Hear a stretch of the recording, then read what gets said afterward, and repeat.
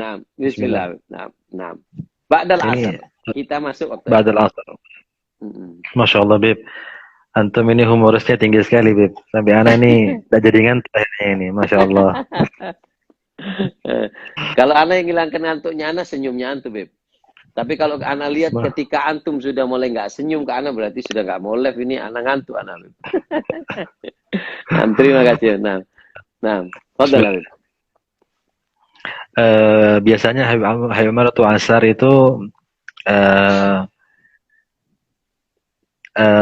sholat ya, sholat asar di Darul Mustafa. Dan sebelumnya itu kan disuguhkan misalnya makan siang dan sebagainya. Apa perlu Habib? Artinya menjelang asar itu biasanya kan selesainya jamuan makan di rumah Umar itu kan menjelang asar. Apakah perlu disebutkan di sini Habib apa yang menjadi kebiasaan Habib Umar ketika menjamu para tamunya, mungkin agar mungkin yang ingin tahu tentang adat Habib Umar atau adat Kota Tarim, atau perlu kan langsung lanjut ke setelah asarnya? Nah, ini apa namanya? Ini masuk asar kan sebelum asar. Jadi harus disebutkan juga, Beb. Karena ada kalimat asarnya di situ. Jadi teman-teman sekarang kita akan dengarkan dari Habib Mahdi. Nah, kita ini kalau ada tamu biasanya, ya apa sih kita ini caranya ngadepi tamu? Terus apa kebiasaan ahli tarim dan Habib Umar ketika dia ini apa berhubungan dengan tamu, nyambut tamunya kah? Apakah berhubungan dengan tamu supaya kita bisa tiru di Indonesia? Kalau kita kan nggak, kadang ada tamu ini kok, aduh ketamuan lagi nih. Atau mungkin nggak ngeluarkan makanan supaya mereka cepat pulang. Jadi kita kepingin dengar kepada Habib Mahdi sebelum kita masuk ke waktu asar, kita pengen dengar bagaimana itu kebiasaan orang tarim tentang tamu dan karena Habib Mahdi sendiri yang menyediakan makanan di situ, apa Habib Umar dan tamu? Bagaimana ceritanya Habib Umar dan tamu? Silakan Habib Mahdi. Kalah mata Najwa ini. Masya Allah. Bismillah Habib, lanjut Habib. Siap Habib. Di antara kebiasaan Habib Umar, Habib, adalah ikramud dhaif, ini menghormati tamu. Dan pernah satu hari Habib pernah Al-Fagir saksikan, yaitu beberapa dai kita ini di Indonesia ini mau umroh. Biasanya mereka kalau umroh itu ada paket ziarah ke Hadramaut, ke Kota Tarim. Dan di antara yang mereka sudah jadwalkan di Kota Tarim itu yaitu berkunjung kepada Habib Umar. Biasanya orang-orang Tarim itu kalau tidak bicara kepada Al-Fagir, bicara kepada Said Agil bin Yahya. Said Agil ini senior kita, orang-orang dari Gresik. Itu biasanya sama antum ya, Habib Agil. Itu biasanya Habib Umar itu cuma nanya berapa jumlahnya mereka. Artinya apa? Artinya seberapapun tamu ya, dari mana, yang penting itu pasti diterima oleh Habib Umar. Umar cuma tanya, berapa jumlahnya? Waktu itu Al-Fagir masih ingat satu kejadian, ada satu rombongan datang dari Indonesia. Subhanallah, kalau jamaah Indonesia ini kalau datang nggak nanggung-nanggung Habib. Ya, kalau Malaysia mungkin 10 orang, kalau Amerika mungkin 3 orang, Indonesia ini pernah 70 orang. Pernah hampir 100 orang. Dan terkadang waktunya ini berdekatan.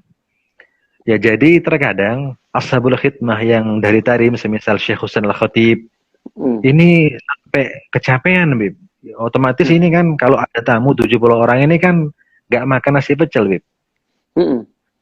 Makan nasi pecel kan tinggal 70 bungkus selesai. Ini betul. Ini kan masalahnya makan besar. Masak di rumah Baba ini, di rumah Habib ini masak untuk 70 orang. Besok ada tamu, karena waktu itu memang waktunya ziarah, dekat-dekatnya waktunya ziarah. Jadi banyak kunjungan dari Indonesia terutama, itu setiap yang datang diundang makan, setiap yang datang diundang makan. Jadi bayangkan berapa harus dikeluarkan biaya oleh Habib Umar, berapa waktu yang disediakan oleh Habib Umar. Dan biasanya Habib, subhanallah, biasanya itu kalau ada jamuan makan atau ada acara di rumah Habib Umar, itu ada sesi baca kitab. Itu biasanya sebelum dan setelah makan. Ya, bahkan kalau ada tamunya dari Indonesia, seperti yang disampaikan oleh Akhina beberapa waktu yang lalu, kalau tamunya nggak bisa atau nggak ngerti bahasa Arab, maka Akhi ini yang nerjemahkan. Jadi Hai Umar yang bicara bahasa Arab, nanti Akhi yang nerjemahkan ke bahasa Indonesia. Nah, kemudian di antara adat tarim, Habib, adat tarim itu biasanya mereka itu kalau sebelum makan itu mereka memasukkan magsal, ada cuci tangan. Ya, itu umum sudah di mana-mana, baik di rumah Habib Umar ataupun di rumah Habib yang lain. Itu magsal masuk itu sebelum dan setelah acara makan. Biasanya kalau acara sebelum makan Habib itu dicuci semuanya, Habib. Dimulai daripada habaib dulu di depan, terus muter semua yang hadir dicuci tangannya. Tapi kalau maksal yang kedua, cuci tangan yang kedua, itu kan lebih berat dalam artian kalau yang pertama tinggal bawa teko sama tempat wadah airnya dicuci begitu kan? Untuk basahi tangan makan pertama. Makan pertama, tapi kalau makan yang kedua itu kan di situ ada sabun, di situ kotor, ada serbuk, di situ ya. Kan jadi adat di tarim itu yang dicuci setelah makan itu hanyalah para habaib, ya, hanyalah para tokoh, hanyalah orang-orang yang sepuh. Aibnya tidak ada kalau ada orang di tarim masih muda, tapi dia nunggu maksud untuk dicuci tangannya, nggak ada. Jadi mereka kalau setelah makan ya, beda kalau sebelum makan. Kalau setelah makan itu mereka aib. Jadi mereka nggak mau. Anak masih muda, anak mau cuci tangan sendiri di wastafel gitu.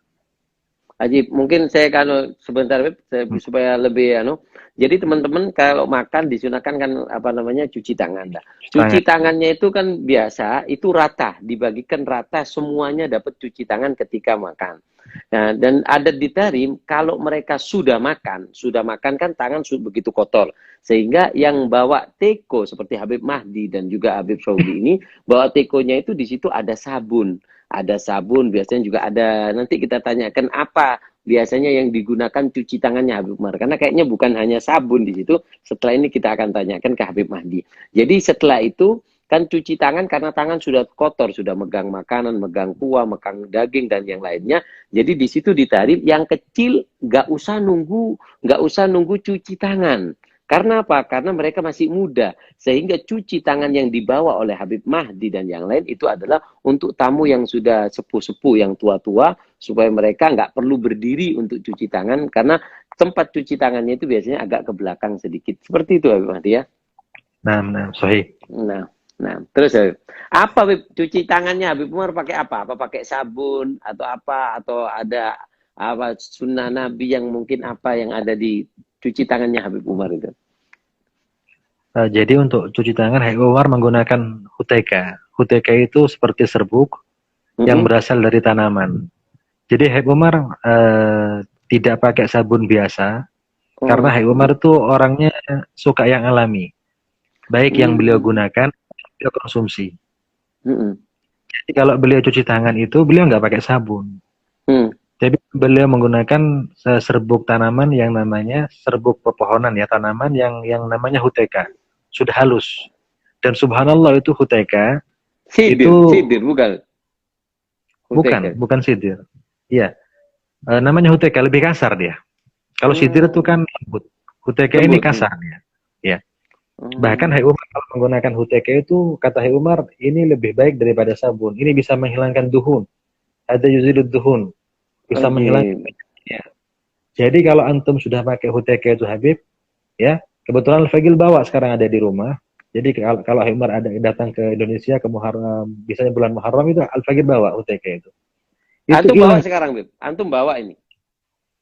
Waktu itu masih ada sisanya yang anak bawa dari Tarim itu masih Insya Allah teman-teman nanti ketika live bersama Habib Shauqi kita akan lebih detail lagi, dan juga huteka itu kita kepingin Habib Shauqi untuk menyediakan dan nunjukkan ini loh hutekanya seperti itu. Itu nanti kepada Habib Shauqi. Itu bagian kedua Habib Shauqi nanti akan kita itik sampai keluar ilmu-ilmu yang nggak disebutkan oleh Habib Mahdi. Nah, ini ada teman-teman yang kasihan Habib Mahdi, Habib Mahdi itu ngantuk. Saya jawab, saya nggak kasihan ke Habib Mahdi. Saya ngajian kepada pecintanya Habib Umar yang mereka haus karena Habib Mahdi ini solid dipegang. Jadi tolong maaf saya mungkin agak sadis sekarang. Nah, ini live terakhir ini.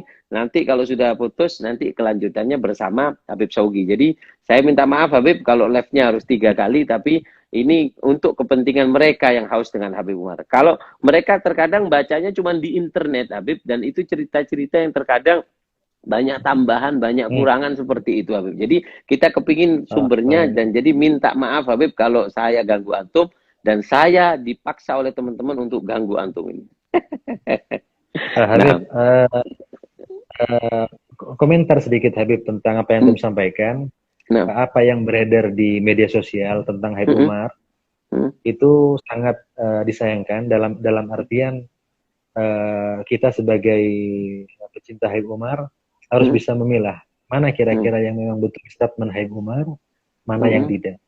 Jadi pernah Al-Fakir mengalami sendiri, waktu itu ada satu postingan Habib, yang mengatakan, ini penting ya teman-teman untuk sebelum membagikan postingan Habib Umar berbentuk apapun itu. Nah, ini nasihat dari Habib Mahdi, karena banyak sekali ikhwan yang mereka niatnya bagus tapi hasilnya jelek kepada guru mulia kita karena tangan kita. Jadi kita dengarkan kepada Habib Mahdi, dan mungkin Habib Mahdi sebelum dijawab, tapi yang antum sampaikan semuanya ini nanti teman-teman bagikan seperti Habib Umar, isi mobilnya Habib Umar seperti siwak, Al-Quran, beliau ngaji, ini bisa Habib ya, beliau share nanti seperti ini, dibuat status untuk teman-teman yang bisa Habib ya. Nah, bisa. Jadi kita sekarang akan mendengarkan dengan Habib Mahdi, ini peringatan untuk kita pecinta Habib Umar. So, ada pepatah tarim yang mengatakan bahwasanya bagayashum yu'awar. Maunya dia nyium, tapi nggak taunya nyulek mata. Artinya dia pengennya nyium, nggak taunya keculek matanya orang yang kita cintai. Seperti itu yang banyak terjadi di internet. Mudahnya kita copy paste membagikan. Oh, ini seperti itu, dan akhirnya ketika diklarifikasi ke Habib Umar itu membuat Habib Umar sedih. Jadi kita pengen dengar dari Habib Mahdi apa ya kita sebagai pecinta Habib Umar ketika menghadapi dunia internet yang mudah sekali dapat dan mudah sekali menyebarkan. Kita ambil pesan penting dari khadim beliau Habib Mahdi tentang bagaimana yang harus kita lakukan ketika kita mendengar kabar-kabar atau cerita-cerita tentang Habib Umar. Silakan Habib Mahdi. Ya, bismillah.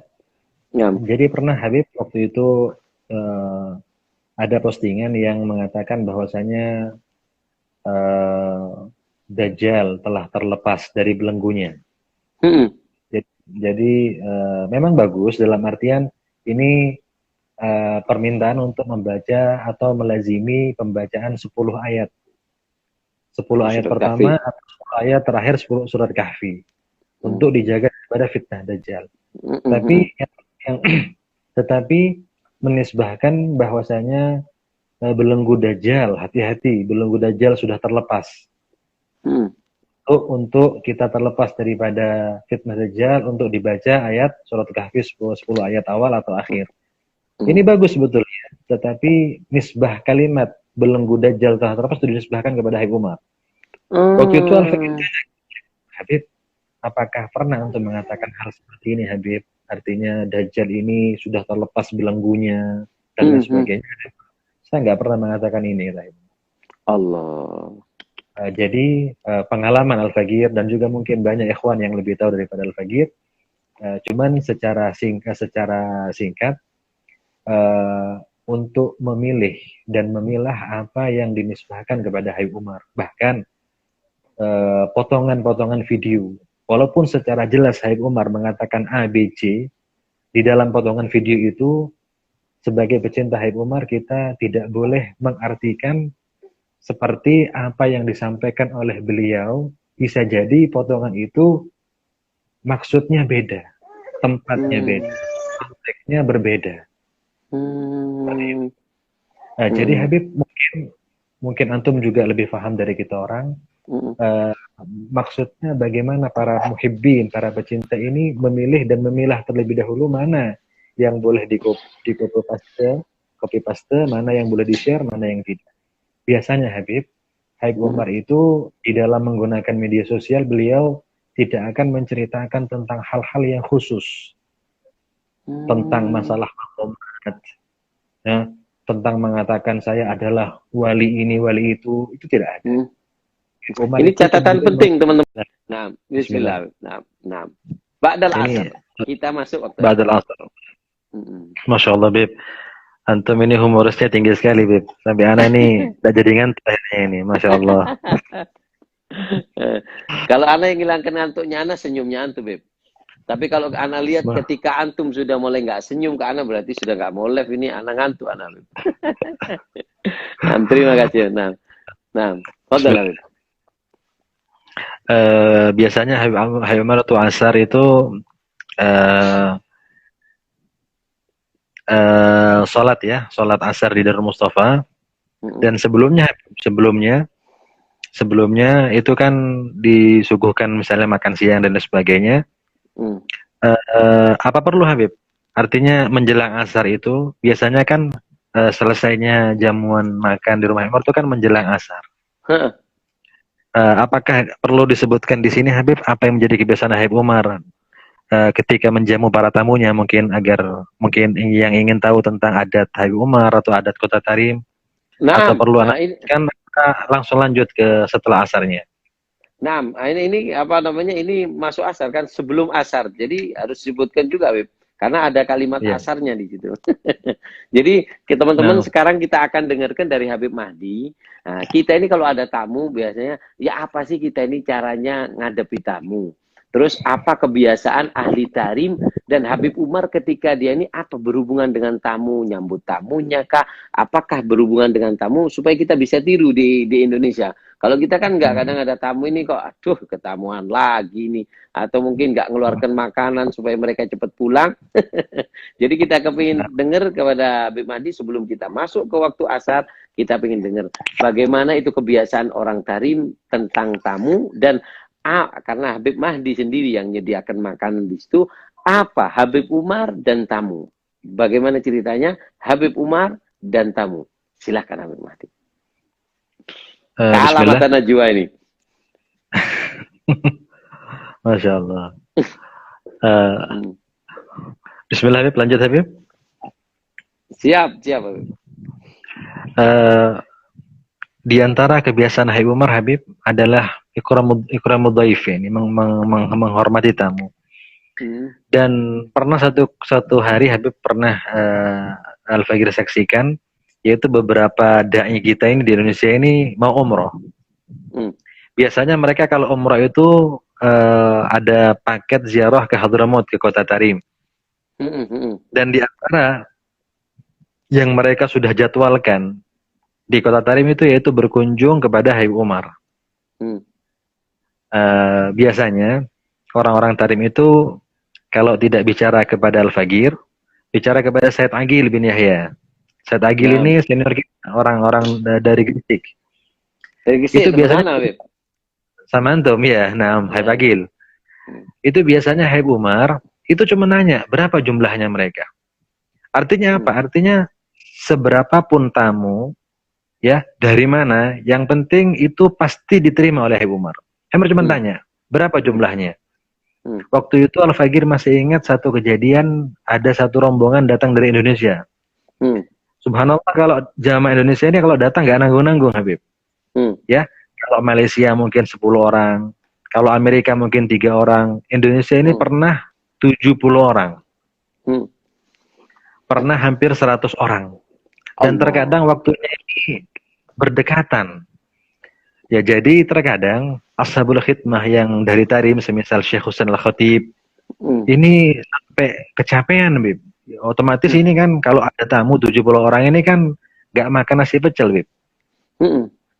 Makan nasi pecel kan tinggal 70 bungkus selesai.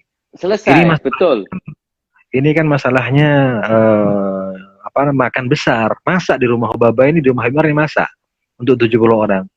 Besok ada tamu karena waktu itu memang waktunya ziarah, dekat-dekatnya waktunya ziarah.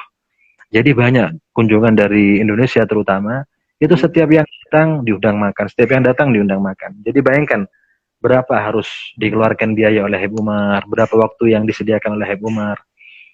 Dan biasanya Habib, subhanallah, biasanya itu kalau ada jamuan makan atau ada acara di rumah Habib Umar, itu ada sesi baca kitab.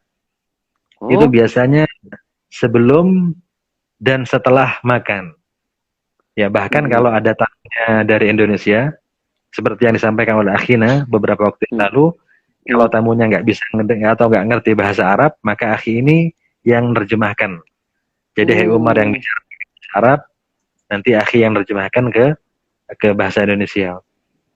Nah, kemudian di antara adat tarim, Habib, adat tarim itu biasanya mereka itu kalau sebelum makan itu mereka memasukkan magsal, ada cuci tangan. Ya, itu umum sudah di mana-mana, baik di rumah Habib Umar ataupun di rumah Habib yang lain. Itu magsal masuk itu sebelum dan setelah acara makan. Biasanya kalau acara sebelum makan Habib itu dicuci semuanya Habib. Dimulai daripada habaib dulu di depan, terus muter semua yang hadir dicuci tangannya. Tapi kalau maksal yang kedua, cuci tangan yang kedua, itu kan lebih dekat dalam artian kalau yang pertama tinggal bawa teko sama tempat wadah airnya dicuci begitu kan? Untuk basahi tangan makan pertama. Makan pertama. Tapi kalau makan yang kedua itu kan di situ ada sabun, di situ kotor, ada serbuk, di situ ya. Kan jadi adat di tarim itu yang dicuci setelah makan itu hanyalah para habaib, ya, hanyalah para tokoh, hanyalah orang-orang yang sepuh. Aibnya tidak ada kalau ada orang di tarim masih muda, tapi dia nunggu maksud untuk dicuci tangannya, nggak ada. Jadi mereka kalau setelah makan ya, beda kalau sebelum makan. Kalau setelah makan itu mereka aib. Jadi mereka nggak mau. Anak masih muda, anak mau cuci tangan sendiri di wastafel gitu. Ajib, mungkin saya kan sebentar supaya lebih jadi teman-teman kalau makan disunahkan kan apa namanya cuci tangan. Cuci tangannya itu kan biasa, itu rata, dibagikan rata semuanya dapat cuci tangan ketika makan. Nah, dan adat di tarim kalau mereka sudah makan kan tangan begitu kotor. Sehingga yang bawa teko seperti Habib Mahdi dan juga Habib Saudi ini bawa tekonya itu di situ ada sabun. Ada sabun, biasanya juga ada, nanti kita tanyakan apa biasanya yang digunakan cuci tangannya Habib Umar. Karena kayaknya bukan hanya sabun di situ, setelah ini kita akan tanyakan ke Habib Mahdi. Jadi setelah itu, kan cuci tangan karena tangan sudah kotor, sudah megang makanan, megang kuah, megang daging, dan yang lainnya. Jadi di situ ditarik, yang kecil nggak usah nunggu cuci tangan. Karena apa? Karena mereka masih muda. Sehingga cuci tangan yang dibawa oleh Habib Mahdi dan yang lain itu adalah untuk tamu yang sudah sepuh-sepuh, yang tua-tua, supaya mereka nggak perlu berdiri untuk cuci tangan. Karena tempat cuci tangannya itu biasanya agak ke belakang sedikit. Seperti itu Habib Mahdi ya? Nah, sahih. Nah, terus apa Habib? Cuci tangannya Habib Umar pakai apa? Apa pakai sabun atau apa? Atau ada apa sunnah Nabi yang mungkin apa yang ada di cuci tangannya Habib Umar itu? Jadi untuk cuci tangan Habib Umar menggunakan huteka. Huteka itu seperti serbuk yang berasal dari tanaman. Jadi Habib Umar tidak pakai sabun biasa karena Habib Umar itu orangnya suka yang alami. Baik yang beliau gunakan, beliau konsumsi. Jadi kalau beliau cuci tangan itu beliau nggak pakai sabun. Jadi beliau menggunakan serbuk tanaman yang namanya serbuk pepohonan ya, tanaman yang namanya huteka. Sudah halus. Dan subhanallah itu huteka. Sidir bukan? Bukan sidir. Iya. Namanya huteka, lebih kasar dia. Kalau sidir itu kan lembut. Huteka ini kasar dia. Ya. Bahkan Habib Umar kalau menggunakan huteka itu, kata Habib Umar, ini lebih baik daripada sabun. Ini bisa menghilangkan duhun. Ada yuzilud duhun. Bisa menghilangkan. Ya. Jadi kalau antum sudah pakai huteka itu Habib, ya, kebetulan Al-Fagil bawa sekarang ada di rumah. Jadi kalau Habib Umar ada datang ke Indonesia ke Muharram, biasanya bulan Muharram itu Al-Fagil bawa huteka itu. Antum bawa sekarang, Bib? Antum bawa ini? Waktu itu masih ada sisanya yang anak bawa dari Tarim itu masih insya Allah teman-teman nanti ketika live bersama Habib Shauqi kita akan lebih detail lagi, dan juga huteka itu kita kepingin Habib Shauqi untuk menyediakan dan nunjukkan ini loh hutekanya seperti itu.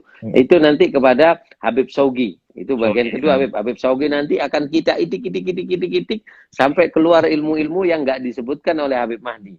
Nah, ini ada teman-teman yang kasihan Habib Mahdi, Habib Mahdi itu ngantuk. Saya jawab, saya nggak kasihan ke Habib Mahdi. Saya ngajian kepada pecintanya Habib Umar yang mereka haus karena Habib Mahdi ini sulit dipegang. Jadi tolong maaf, saya mungkin agak sadis sekarang. Nah, ini live terakhir ini. Nanti kalau sudah putus, nanti kelanjutannya bersama Habib Saugi. Jadi saya minta maaf Habib kalau live-nya harus 3 kali, tapi ini untuk kepentingan mereka yang haus dengan Habib Umar. Kalau mereka terkadang bacanya cuma di internet Habib, dan itu cerita-cerita yang terkadang banyak tambahan, banyak kurangan seperti itu Habib. Jadi kita kepingin sumbernya, dan jadi minta maaf Habib kalau saya ganggu antum, dan saya dipaksa oleh teman-teman untuk ganggu antum ini. Habib, komentar sedikit Habib tentang apa yang antum sampaikan. Apa yang beredar di media sosial tentang Habib Umar itu sangat disayangkan dalam artian kita sebagai pecinta Habib Umar harus bisa memilah mana kira-kira yang memang betul statement Habib Umar, mana yang tidak. Jadi pernah Al-Fakir mengalami sendiri, waktu itu ada satu postingan Habib, yang mengatakan, ini penting ya teman-teman, untuk sebelum membagikan postingan Habib Umar berbentuk apapun itu. Nah, ini nasihat dari Habib Mahdi, karena banyak sekali ikhwan yang mereka niatnya bagus tapi hasilnya jelek kepada guru mulia kita karena tangan kita. Jadi kita dengarkan kepada Habib Mahdi, dan mungkin Habib Mahdi sebelum dijawab, tapi yang antum sampaikan semuanya ini nanti teman-teman bagikan seperti Habib Umar, isi mobilnya Habib Umar seperti siwak, Al-Quran, beliau ngaji, ini bisa Habib ya, beliau share nanti seperti ini, dibuat status untuk teman-teman yang bisa Habib ya. Nah, bisa. Jadi kita sekarang akan mendengarkan dengan Habib Mahdi, ini peringatan untuk kita pecinta Habib Umar. So, ada pepatah tarim yang mengatakan bahwasanya bagayashum yu'awar. Maunya dia nyium, tapi nggak taunya nyulek mata. Artinya dia pengennya nyium, nggak taunya keculek matanya orang yang kita cintai. Seperti itu yang banyak terjadi di internet. Mudahnya kita copy paste membagikan. Oh, ini seperti itu, dan akhirnya ketika diklarifikasi ke Habib Umar, itu membuat Habib Umar sedih. Jadi kita ingin dengar dari Habib Mahdi, apa ya kita sebagai pecinta Habib Umar ketika menghadapi dunia internet yang mudah sekali dapat dan mudah sekali menyebarkan. Kita ambil pesan penting dari khadim beliau, Habib Mahdi, tentang bagaimana yang harus kita lakukan ketika kita mendengar kabar-kabar atau cerita-cerita tentang Habib Umar. Silakan Habib Mahdi. Ya, bismillah. Ya. Jadi pernah Habib waktu itu ada postingan yang mengatakan bahwasanya Dajjal telah terlepas dari belenggunya. Jadi memang bagus dalam artian ini permintaan untuk membaca atau melazimi pembacaan 10 ayat. 10 ayat pertama atau 10 ayat terakhir surat Kahfi untuk dijaga daripada fitnah Dajjal. Tetapi menisbahkan bahwasanya belenggu Dajjal, hati-hati, belenggu Dajjal sudah terlepas. Untuk kita terlepas daripada fitnah Dajjal, untuk dibaca ayat surat Kahfi 10 ayat awal atau akhir. Ini bagus sebetulnya, tetapi nisbah kalimat belenggu Dajjal telah terlepas itu dinisbahkan kepada Habib Umar. Waktu itu Habib, apakah pernah untuk mengatakan hal seperti ini Habib? Artinya Dajjal ini sudah terlepas belenggunya dan lain sebagainya. Saya nggak pernah mengatakan ini. Allah. Jadi pengalaman Al-Fagir dan juga mungkin banyak ikhwan yang lebih tahu daripada Al-Fagir. Cuman secara singkat untuk memilih dan memilah apa yang dinisbahkan kepada Habib Umar. Bahkan potongan-potongan video, walaupun secara jelas Habib Umar mengatakan A, B, C, di dalam potongan video itu sebagai pecinta Habib Umar kita tidak boleh mengartikan seperti apa yang disampaikan oleh beliau. Bisa jadi potongan itu maksudnya beda, tempatnya beda, konteksnya berbeda. Jadi Habib, mungkin antum juga lebih paham dari kita orang. maksudnya bagaimana para muhibbin, para pecinta ini memilih dan memilah terlebih dahulu mana yang boleh copy paste, mana yang boleh di-share, mana yang tidak. Biasanya Habib Umar itu di dalam menggunakan media sosial beliau tidak akan menceritakan tentang hal-hal yang khusus, tentang masalah makomat, ya, tentang mengatakan saya adalah wali ini, wali itu tidak ada. Ini catatan penting teman-teman.